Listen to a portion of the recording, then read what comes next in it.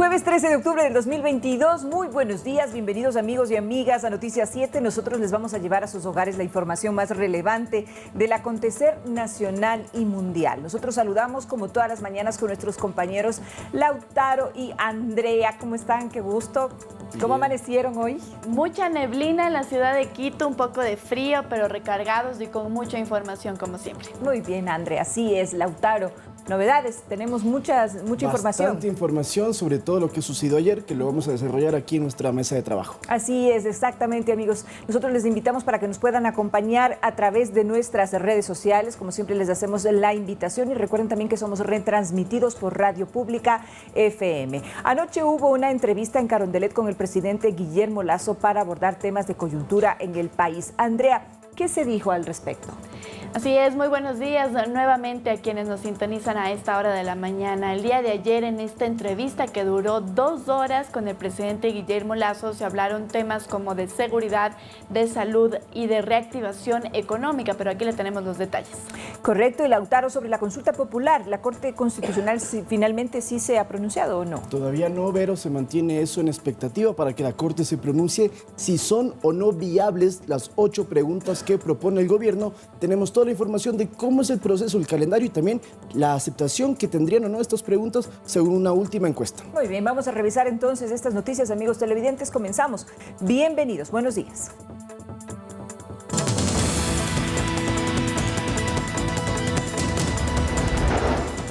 El presidente Guillermo Lasso posesionó a Andrés Seminario como el nuevo secretario general de Comunicación de la Presidencia de la República.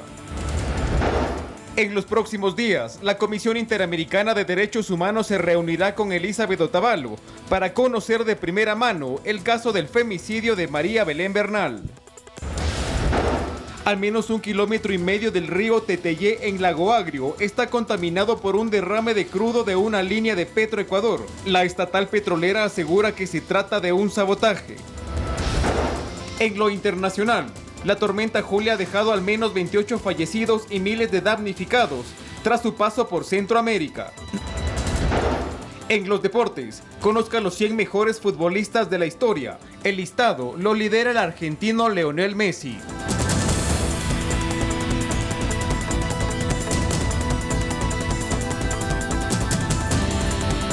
El presidente de la República, Guillermo Lasso, concedió una entrevista el día de ayer al programa Vera a su manera. Ahí habló de varios temas de coyuntura nacional, entre ellos los de seguridad.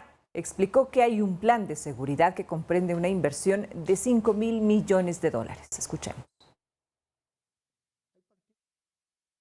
Un problema estructural requiere soluciones estructurales.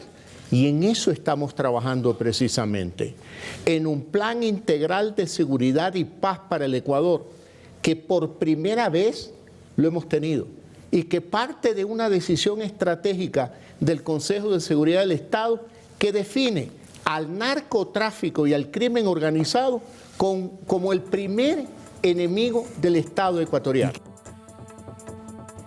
Así es, entonces el presidente había calificado al narcotráfico como el enemigo del Estado. Él ha dicho que se tiene este plan de seguridad que van a analizar cómo se puede también hacer público en los próximos días. Evidentemente solo los temas que podrían hacerse públicos, esto con cuidado y reserva de investigaciones que se puedan llevar a cabo. Además, lo que él ha dicho es que están desde el primer día también analizando la situación tanto de la Policía Nacional sobre el parque automotor que ellos tienen, sobre los elementos que necesita la Policía Nacional. Además ha dicho que estos $5.000 millones a los que se ha referido, que podría ser la inversión que se tiene que hacer para la seguridad, no vendrían desde el gobierno, sino también de relaciones internacionales como Estados Unidos e Israel.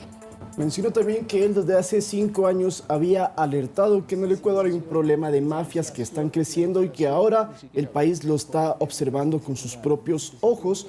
Ha dicho que parte de esta guerra también contra el narcotráfico es porque $6.000 millones fueron decomisados representados, mejor dicho, en 300 toneladas entre mayo de 2021 y septiembre de 2021, es decir, 300 toneladas que fueron decomisadas a los narcotraficantes.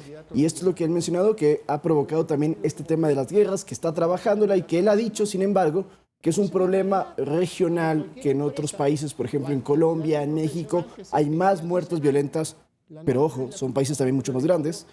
Pero dice que están buscando la manera de, en conjunto, poder encontrar una solución que no es sencilla, y ratificó que él continúa coordinando las labores de seguridad tanto de la policía como de las Fuerzas Armadas. Y ahí es, Andrea, que él mete otra vez el tema de la consulta popular.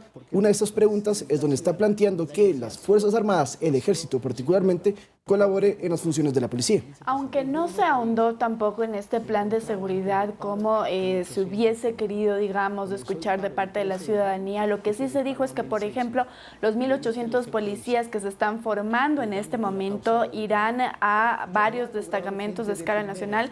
Sin embargo, ellos no irían, por ejemplo, a provincias como el Guayas, que tiene un índice de violencia más alto. Los que irían para ese tipo de provincias o de zonas álgidas serían policías experimentados, es lo que anunció el día de ayer el presidente. Justamente porque se ha hecho bastante análisis sobre el tema, inclusive aquí en nuestro espacio de entrevistas de ayer, el excomandante del Ejército mencionó que eran novatos los que se están graduando, evidentemente, y que no era posible que sean trasladados a la zona 8 de Guayaquil, donde tienen que trabajar directamente contra las mafias que allí operan. Como lo has dicho bien, Andrea, pues efectivamente serán otros uniformados. También habló sobre las falencias dentro de las Fuerzas Armadas, el tema de los helicópteros, aeronaves y otro tipo de vehículos que están destartalados, que no están al 100%, y que es algo de los planes que han tenido que ir trabajando dentro de este tema de la inseguridad, y que ha mencionado el presidente que se busca también la unidad de todo el país para enfrentar a un enemigo común que, como él ha mencionado, no se lo puede observar directamente. No es como, porque incluso hubo dentro de la entrevista, muy acalorada por cierto,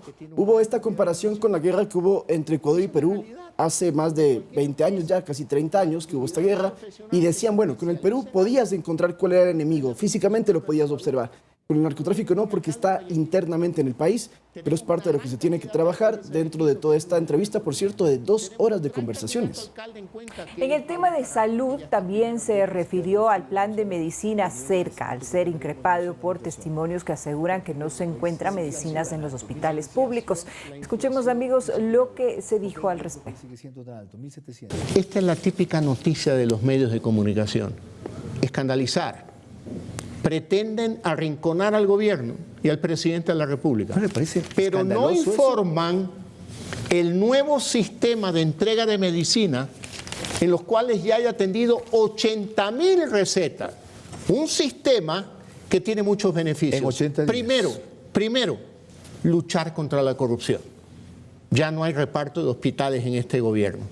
Y queremos terminar con la compra de medicina de cada hospital a la farmacéutica. Ahora tenemos un sistema moderno, electrónico, a través del cual controlamos los precios por una subasta inversa en la CERCOP.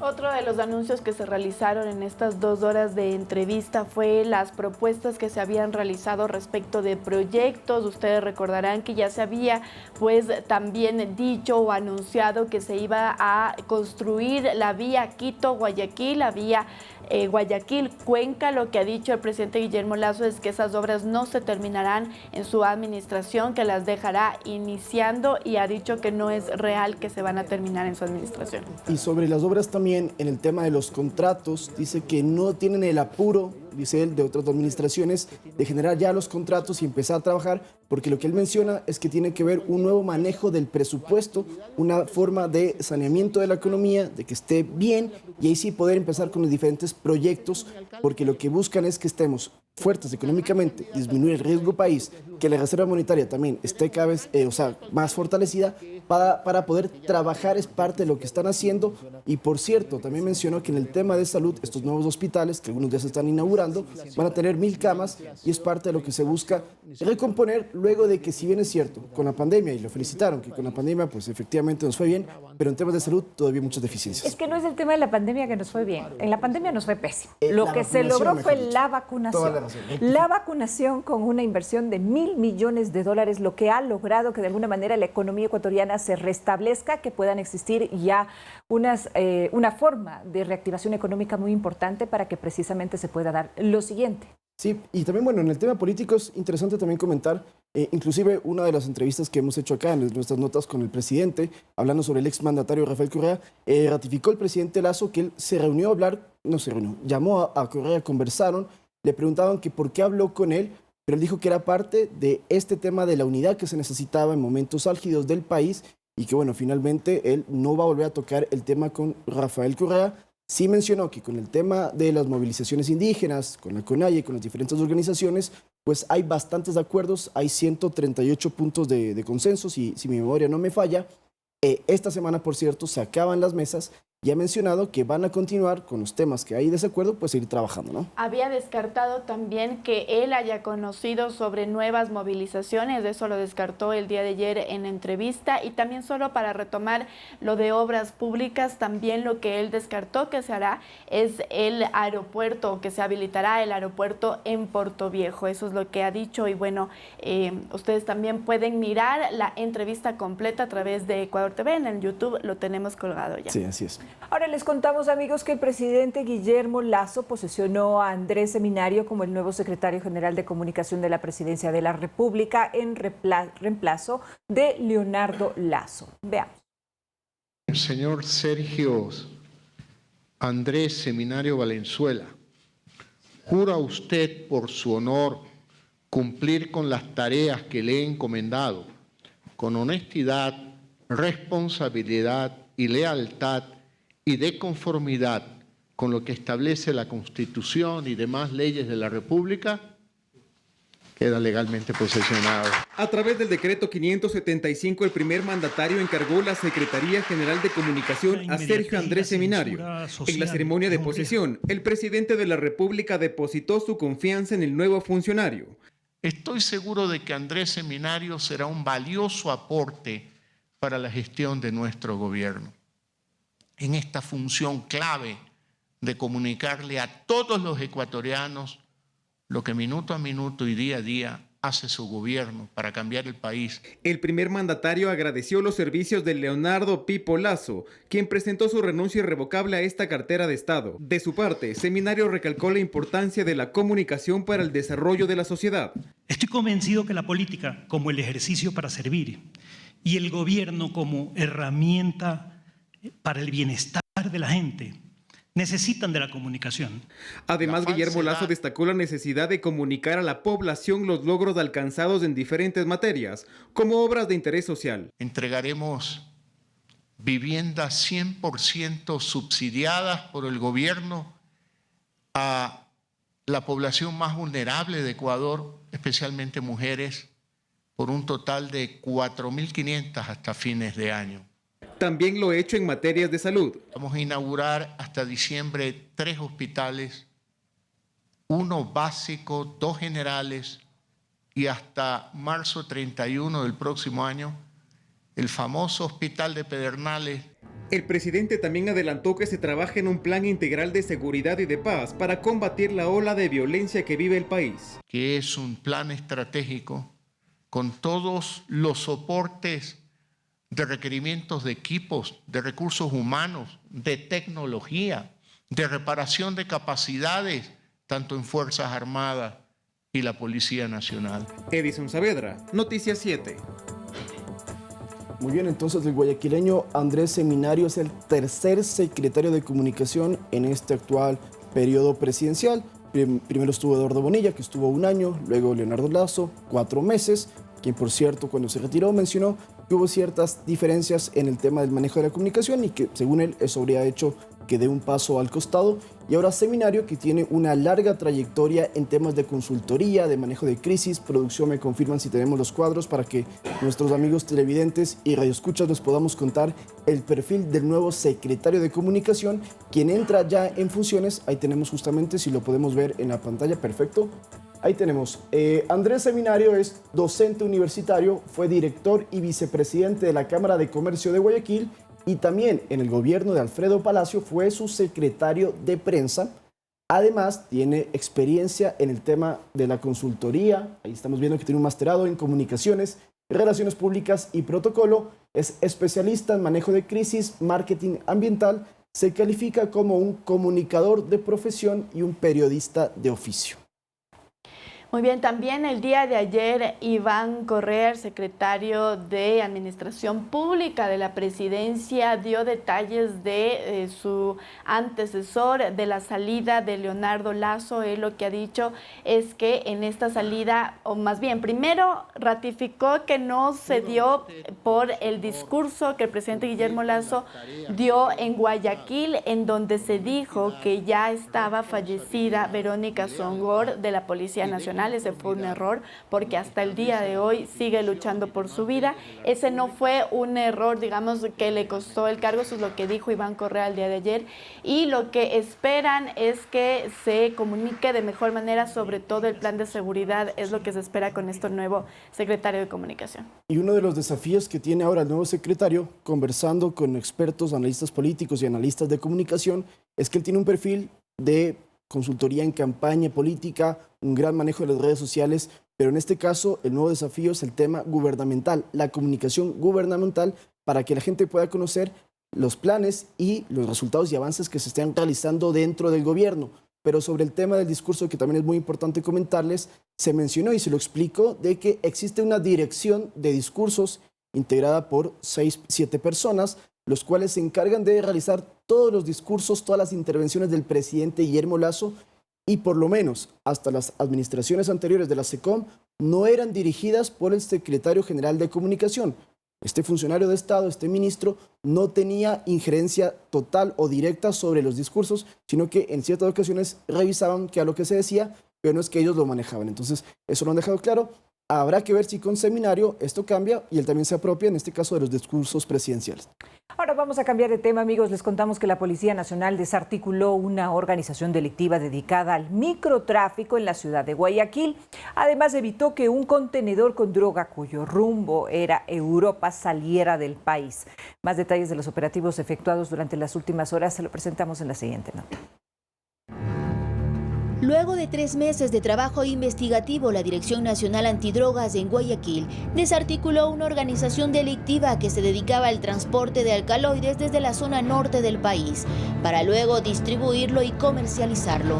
Tras varios allanamientos en los distritos Sur, Portete, Nueva Prosperina, Florida y Durán, se detuvieron a 7 personas y se decomisaron 14.842 dosis de heroína y 9.970 dosis de cocaína. Además, se apreendieron 12 celulares y dinero en efectivo.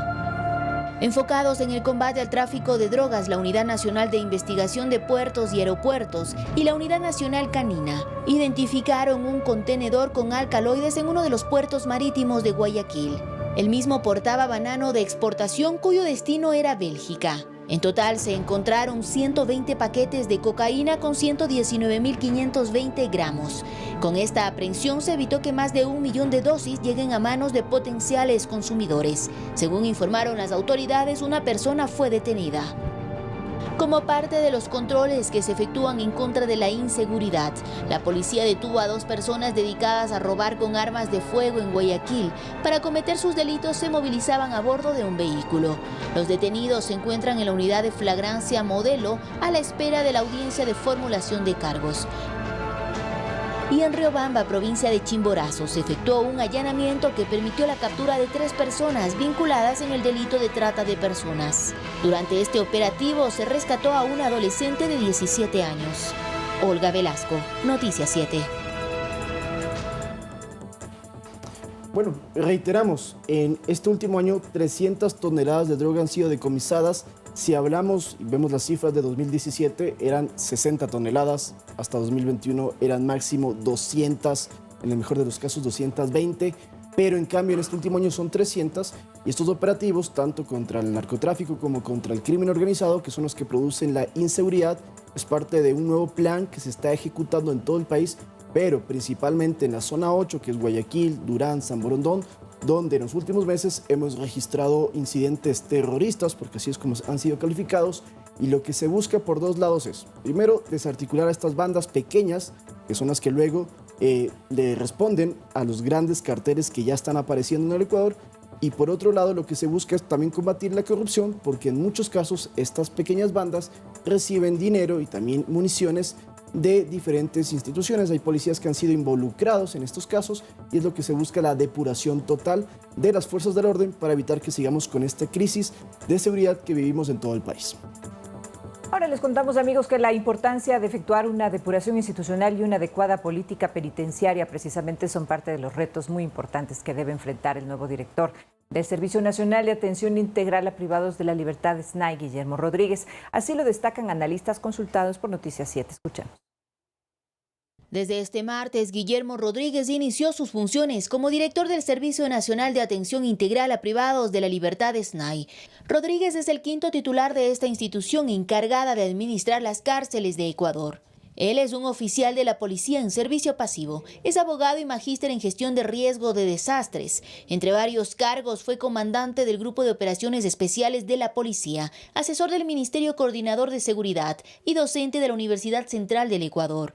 Llega a este cargo con varios retos, uno de ellos restablecer el orden en el sistema penitenciario. Destaca Diego Pérez, decano de la Escuela de Seguridad y Defensa del IAEN. Iniciar un proceso de depuración institucional y llevarlo al final, llevarlo a término con contundencia y con certeza, ¿no?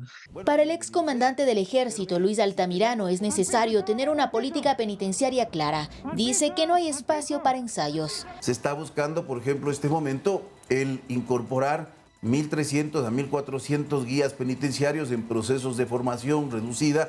Es decir, estamos mandando novatos a enfrentar situaciones altamente complejas. Tanto Altamirano como Pérez coinciden en la importancia de reorientar de manera planificada el presupuesto institucional. Tenemos un presupuesto en donde el 95% está en una carga salarial, el 4% está en bienes y servicios de consumo y apenas el 1% en el crecimiento de la calidad y de los bienes y recursos que debe disponer la Policía Nacional. Presupuesto sin planificación no sirve de nada. Es necesario saber en qué se quiere utilizar el presupuesto, qué es lo que se quiere priorizar, cuál va a ser el destino de los fondos. Finalmente manifiestan que ya es momento de generar estabilidad en la institución, pues los continuos cambios de directores fracturan el accionar en el sistema de rehabilitación.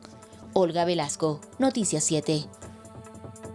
El nuevo director del SNAI llega justo después de las dos masacres carcelarias que se dieron el 3 y el 5 de octubre en Cotopaxi y en la penitenciaría del Litoral, respectivamente, que dejó un saldo de 29 personas asesinadas, pero además de eso también llega con este escenario de que solo en el 2021 y en lo que va del 2022 nosotros ya tenemos registradas 9 matanzas en el sistema penitenciario. Como han dicho los analistas, es necesario que alguien con experiencia tome las cartas en el asunto. Es la sexta administración del SNAI, la sexta gestión a cargo de todo el sistema penitenciario. Son casi 400 muertos, ¿no? que hemos tenido lastimosamente que reportar en el último año. De estos 1.300 jóvenes que se incorporan, el 31 de octubre van a ser ya graduados, van a poder participar e ingresar a los 36 centros de rehabilitación social de todo el país, luego de un proceso riguroso tanto de selección como de capacitación. ¿A qué me refiero? Para que puedan haber sido aptos dentro de estas postulaciones, tenían que revisarles los perfiles, que estén capacitados mentalmente para lo que les va a tocar enfrentar, y también les chequearon, por ejemplo, los tatuajes para poder descubrir si alguno tenía o no vinculaciones con las pandillas o con las bandas que están en el país. Recordemos que estamos todavía viviendo un proceso que se esperaba de pacificación entre las bandas, pero que lastimosamente parece que se cayó con el asesinato de Leandro Norero, según explicaba una de las comisionadas que era parte de este proceso y que según ella ha manifestado que inclusive había intereses de que esto no se lleve a cabo porque a la policía le interesa el tema de recibir mayor capacitación, mayores fondos.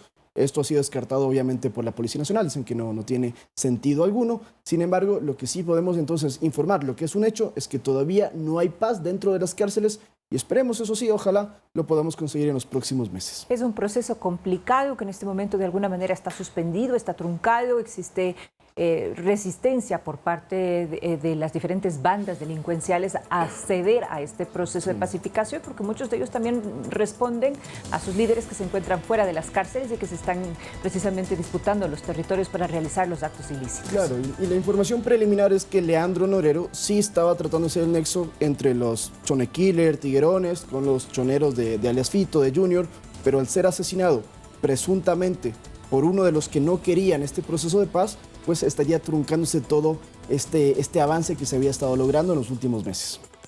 Ahora hacemos una pausa, amigos televidentes, y cuando regresemos les vamos a contar que los adultos mayores y personas con discapacidad ahora también podrán realizar su solicitud de devolución del IVA por internet. ¿Cómo se realiza este proceso? ¿Cuáles son las ventajas del mismo? Y los detalles ya les contamos al regresar de la pausa.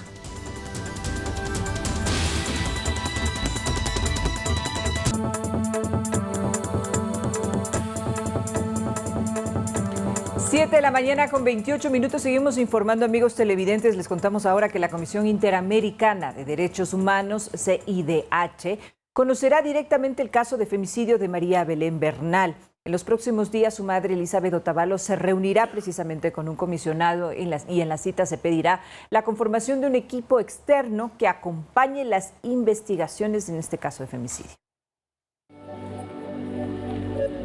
A un mes del femicidio de María Belén Bernal, su caso lo conocerá la Comisión Interamericana de Derechos Humanos, CIDH, tras el pedido efectuado por su madre, Elizabeth Otavalo. Así lo confirmó la secretaria de Derechos Humanos de Ecuador, Paola Flores. Van a tener una reunión virtualmente y ellos respondrán qué es lo que necesitan directamente desde la madre de María Belén. Y sobre eso se tomarán las acciones necesarias y se articulará también con el gobierno del Ecuador. Se prevé que en los próximos días el comisionado Estuardo Ralón se reúna con Elizabeth Otavalo, quien ya tiene un pedido claro. Se haga un equipo multidisciplinario para las investigaciones, que sea un seguimiento. Yo necesito tener más claridad, necesito que las instituciones internacionales me ayuden. Otavalo resalta que existen vacíos en la investigación y el principal sospechoso, la pareja de su hija, sigue prófugo. Ella pide respuestas. Por ello menciona que hay un equipo de la Fiscalía colombiana que también apoya en el caso. Esperemos que ellos regresen en el mes de noviembre y que todas las acciones de la investigación, este proceso de investigación se va a ir desarrollando y ellos están alimentándose y ahí van a dar un informe. Las investigaciones paralelamente continúan. Desde la Asamblea, la comisión encargada del proceso recibe las versiones de autoridades para esclarecer los hechos. Mientras avanza el proceso administrativo al interior de la institución policial en contra de los 13 oficiales y cadetes, quienes habrían estado la noche del 11 de septiembre en la Escuela de la Policía Enríquez Gallo. Olga Velasco, Noticias 7. En el mismo tema, el día de ayer, la Corte de Justicia de Pichincha negó el habeas corpus que había presentado la defensa de Jocelyn S. Ella es la única procesada en esta investigación por parte de la Fiscalía. Ellos habían pedido que ella se pudiese defender en libertad. El día de ayer se le negó esta oportunidad. La madre de Jocelyn ha dicho que su hija está sufriendo daños psicológicos y que también habría sido presionada para dar un testimonio que no corresponde a la realidad. Esas han sido las declaraciones del día de ayer de la madre de Jocelyn S. Inocente, pido justicia para ella y una justicia transparente. ¿Dónde están las demás personas que escucharon todo lo que pasó? ¿Por qué solo mi hija tiene que estar encerrada? ¿Dónde están los superiores? Mi hija se encuentra, como dijo el doctor, psicológicamente muy destruida. Ella, como digo, apenas escuchó algo, no vio nada. Hay algunos superiores que sí lo hicieron y sin embargo no están encerrados. La cadete también está siendo procesada por femicidio, ¿no?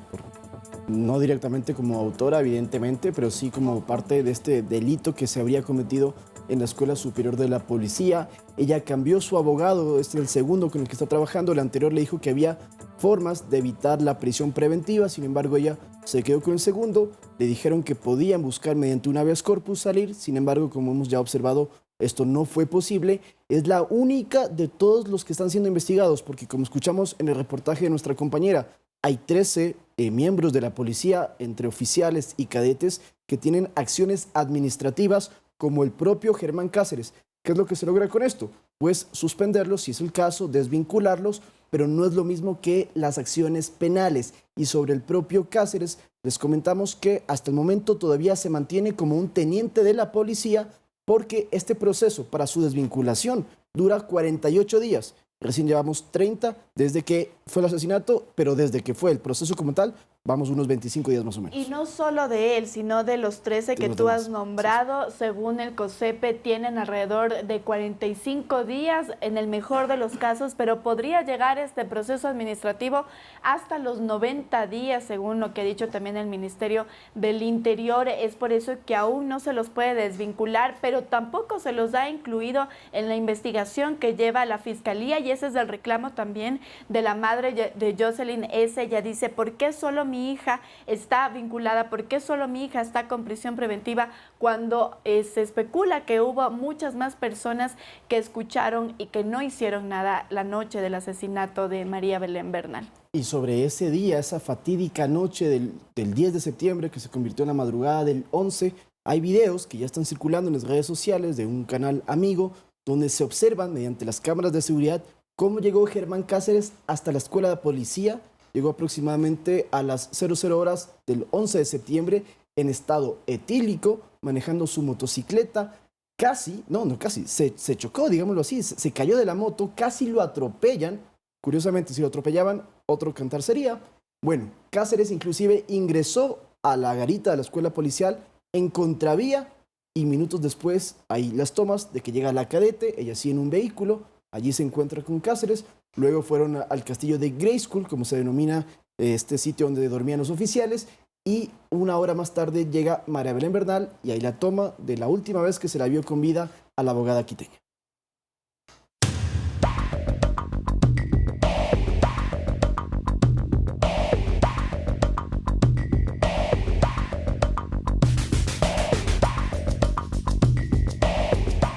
La Corte Constitucional aún no se pronuncia, amigos, sobre la propuesta a la consulta popular que remitió el gobierno y que este miércoles cumplió un mes de ser entregada.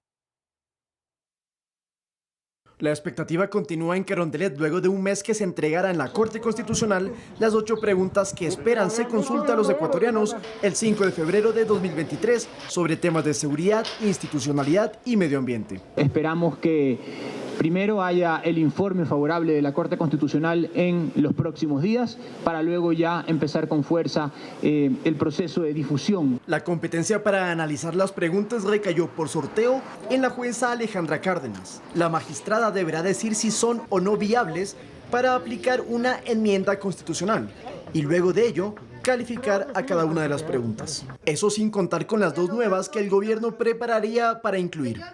No existe como tal un plazo o un término en el cual se deba pronunciar la Corte Constitucional. En todo caso, la Corte no debería esperar más de diciembre para pronunciarse y así no alterar el proceso electoral de 2023. Lo que hace la Corte Constitucional en un primer momento es determinar la vía.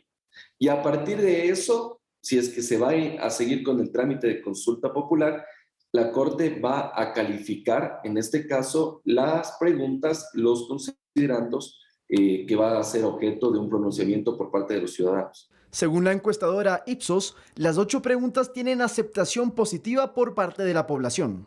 Con corte al 4 de octubre, las preguntas sobre el apoyo de las Fuerzas Armadas a la policía en combatir el crimen organizado tiene una aprobación del 90%. La extradición de ecuatorianos por crimen organizado transnacional, el 71%. La conformación de un consejo fiscal, el 78%. La reducción de asambleístas, un 85%.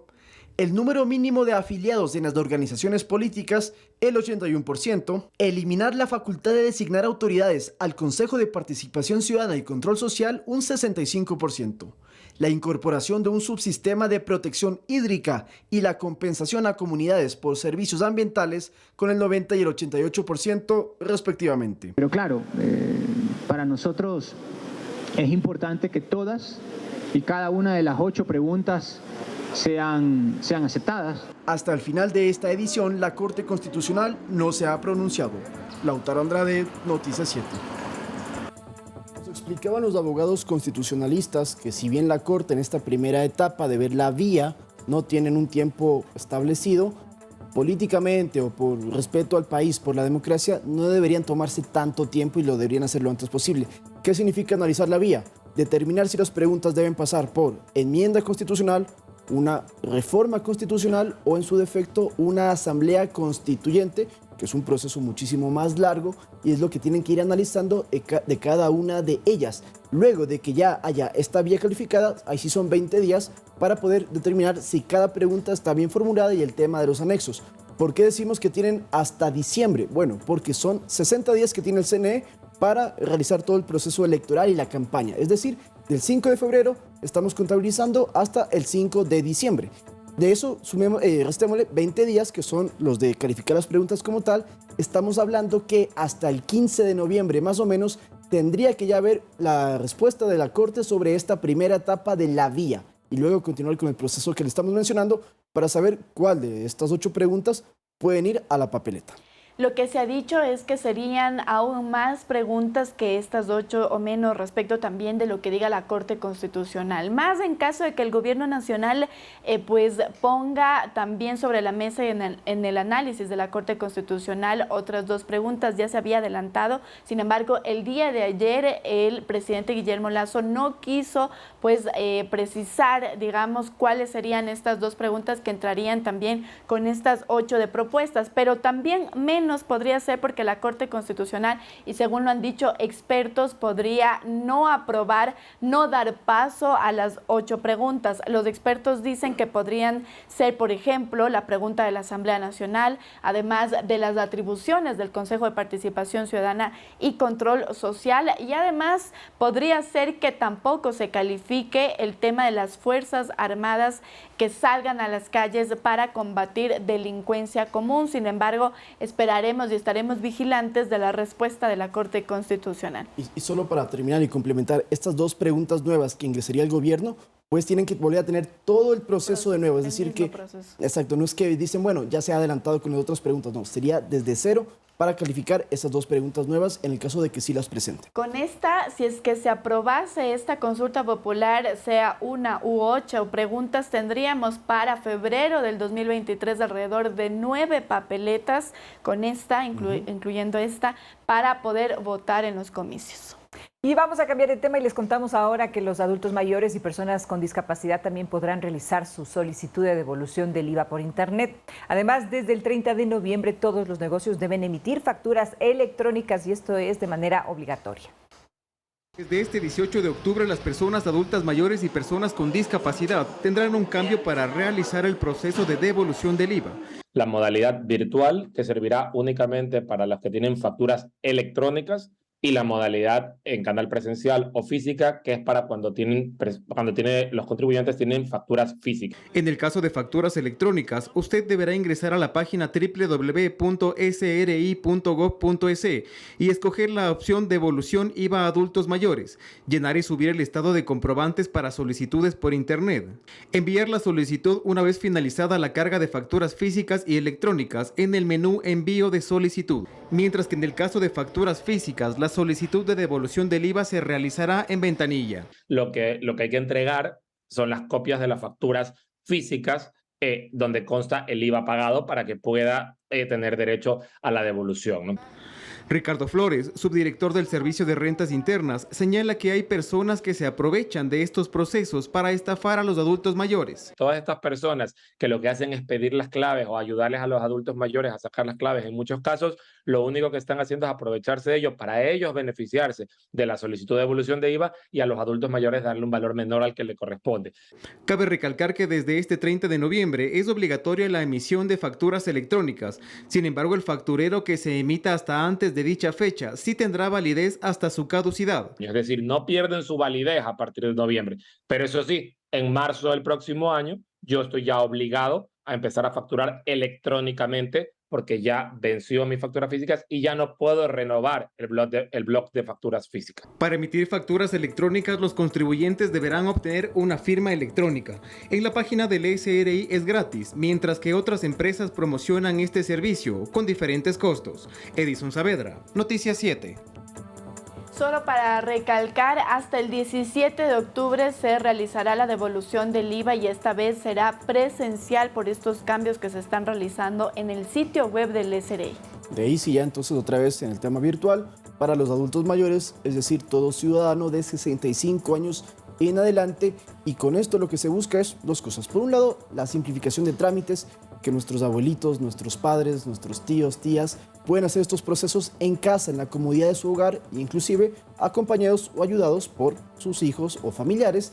Y por otra parte, evitar el tema que tanto hemos comentado sobre los tramitadores, también las largas filas que hay en ocasiones que son muy pesadas, pero sobre todo el tema de los tramitadores que se aprovechan y que vienen a hacer, no sé si la palabra cabe como una estafa, pero sí es un tráfico de influencias en el cual piden dinero a cambio de un proceso que ya nos damos cuenta que se lo puede hacer relativamente fácil, y esto únicamente en línea. Entonces, y que es gratuito. Y que es gratuito. Así que entonces en la página del SRI ingrese y allí tiene todo el paso, y es muy sencillo, como nos mostró nuestro compañero Edison Saavedra, y usted puede hacer entonces la devolución del IVA.